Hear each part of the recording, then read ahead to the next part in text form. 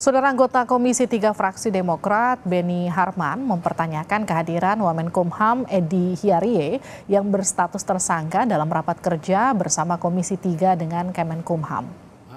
Menurut Beni, kehadiran Wamenkumham dalam rapat ini dipertanyakan lantaran status tersangka Edy Hiarie.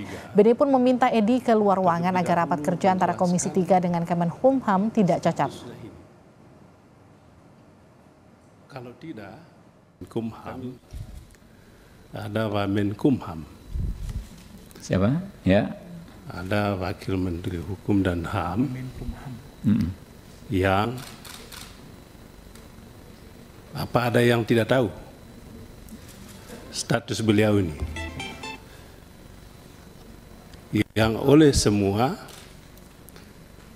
pihak raker BB nanti diketahui status beliau ini, Wamenkumham ini TSK.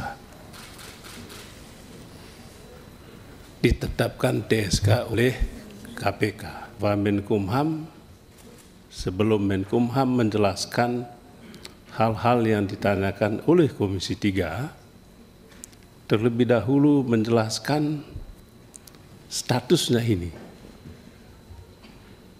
Kalau tidak, kami usulkan supaya yang bersangkutan tidak berada di ruangan ini.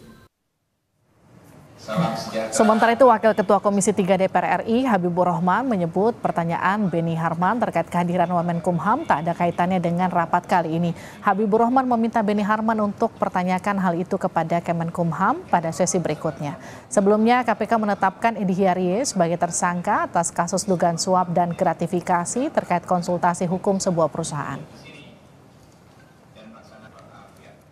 Rekan-rekan yang hadir saat ini tidak ada relevansinya dengan persidangan ini, ya. Jadi kita lanjut, Pak Menkumham, silakan.